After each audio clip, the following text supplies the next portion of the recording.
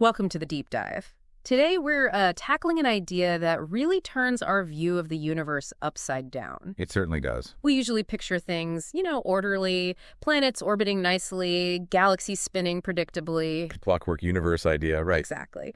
But our source today, it's excerpts from The Chaos of Motion, Why Life is the Most Random Structure in the Universe. It presents something radically different. This motion theory, it suggests the universe isn't just made of motion, it's defined by it. And motion at its core. Is fundamentally random, the most random force we see, apparently. Which is quite the claim. It is. So our mission, let's say, is to unpack this. How does this theory argue the universe is built from structured rhythmic motion, but motion that's constantly experimenting? The book uses phrases like loops, collisions, convergences, and chaos. Leading to unscripted surprises. Like that phrase. Me too. Yeah. But it begs the question, if it's all so chaotic, why does anything look stable? Why isn't it just mush? A fair question. And what does that chaos mean for you listening right now? Let's explore. Let's do it. Okay, so to get a handle on this, let's imagine a cosmic tour. Motion made visible. Start big. Galaxies. Hello.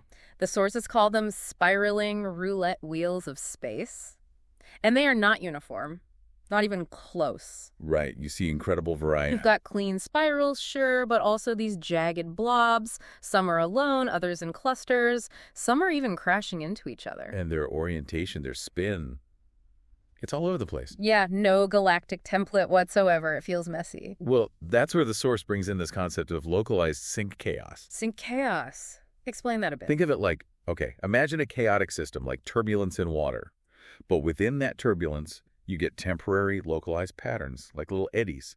Okay. So in a galaxy, all the parts, stars, gas, dark matter, they're all moving, interacting randomly. But they lock into these unique feedback spirals. They find a temporary dynamic stability within the chaos. So it's not ordered, it's just settled chaos. Yeah, locally. pretty much. Unique motion loops that found a temporary balance, which, raises the next question. If the biggest things are chaotic. What about the smaller stuff? Stars, planets. Right, and the book dives right into that. Stars and planets, it calls them cosmic coin flips with gravity. Yeah, I like that too. Forget neat formation. Stars emerge from violent, irregular densities and gas clouds, just messy clumps. Which leads to that huge range we see. Exactly. Tiny red dwarfs that last trillions of years versus hypergiants gone in less than a million. Some alone, some in pairs, or even threes. It really feels random. And planets, the source says they're even worse. Worse? How so? Well, in terms of randomness, you get planets baked too close to their star, others deep frozen out in the dark. Right. You get planets spinning sideways like Uranus, some are tidally locked, always showing one face. There's no standard model. So no blueprint? None. The book calls every planetary system a random remix of collapse patterns, angular momentum, and sync accidents. Yeah, cosmic improv. Okay, so if stars are random coin flips and planets are these wild remixes, how did we end up here, on Earth, in the Goldilocks zone? The Goldilocks zone. We hear that phrase all the time. Not too hot, not too cold. Simple, right? Well, the source argues it's far from simple. It really pushes back on that. Says there are actually dozens of Goldilocks conditions all stacked together that had to get this. Go wrong just right. Go wrong just right.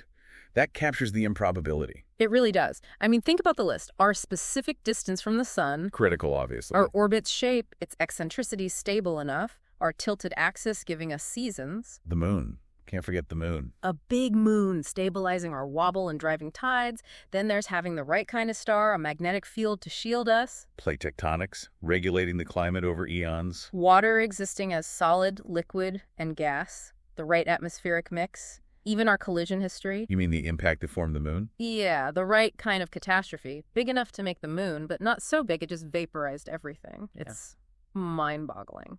And connecting this back to motion theory, the source says each one of these is a motion loop that settled into the narrowest possible sync band. Narrowest possible? Extremely narrow. Think of it like tuning dozens of different radio dials to exactly the right frequency all at once, purely by chance.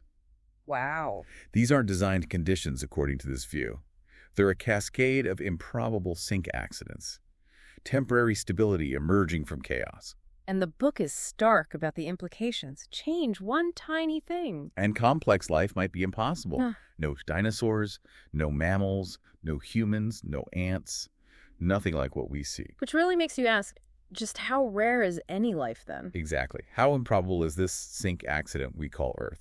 And okay, even if you get a planet like Earth, the randomness doesn't stop. Life itself, it wasn't a straight line. Not at all. Earth didn't just make life, the book says. It launched millions of motion experiments. Constantly trying things out. Think about it. Life starts in the oceans, then somehow adapts to land. Huge shift. Creatures evolve with no eyes in the deep sea. Others develop infrared vision.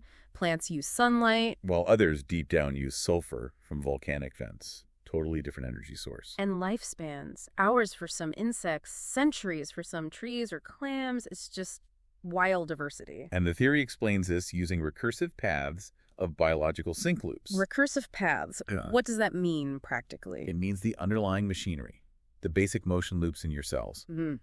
They're essentially the same as in, say, an ant's cells. Okay. But those fundamental loops, through tiny variations in feedback over eons, fractured in wildly different recursive paths, like a branching river delta finding countless ways to the sea. So same basic engine, but running completely different programs. Kind of, leading to you listening to this and the ant, well, doing ant things, biting a stick, as the book puts it. Right. So the takeaway here is life isn't a ladder. It's not this linear progression towards complexity. It's more like a spiral fractal of randomness built on rhythm persistence. Chaos finding ways to repeat and sustain itself in ever more complex branching patterns. Okay, fractal randomness, got it. But then the theory goes even further, into stuff we might not even be aware of. Ah, yes. The surprise Goldilocks zones.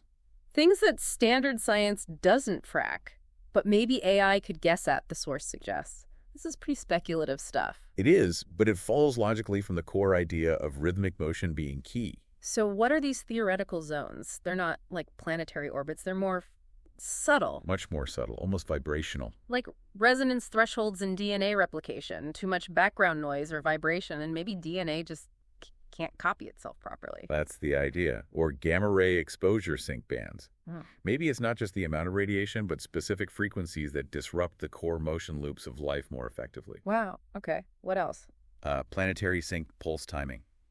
This one's wild. Oh. The idea that Earth's rotation speed, the length of day and night, might need to match the natural refresh rate of biological loops. So change the day length slightly. And maybe complex cognition breaks down because your internal rhythms are out of sync with the planet. That is unsettling. And there's one more.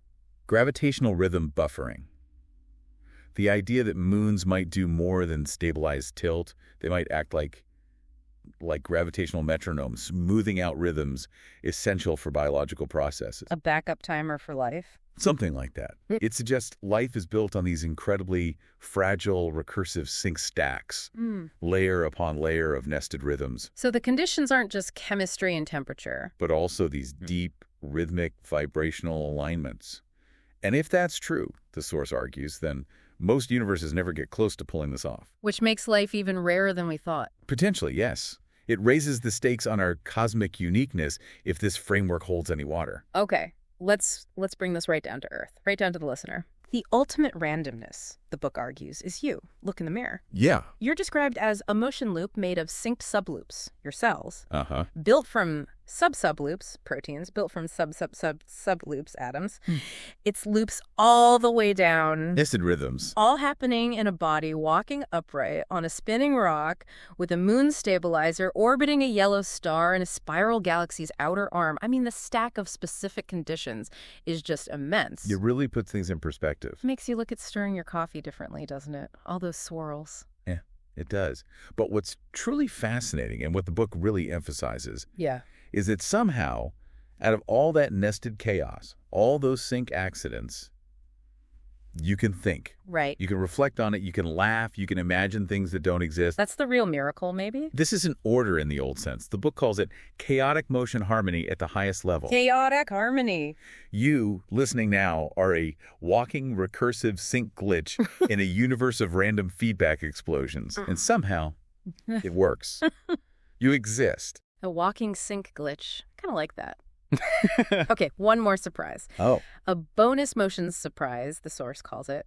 something potentially affecting your daily life. Intriguing. It's a theoretical concept called a macrosync alignment cascade. Macrosync. Okay.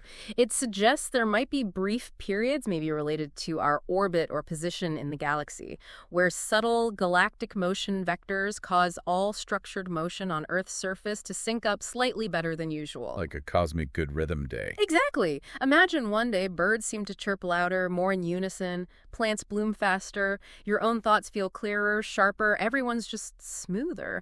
The source notes that, legacy science would probably call that superstition or confirmation bias. Sure.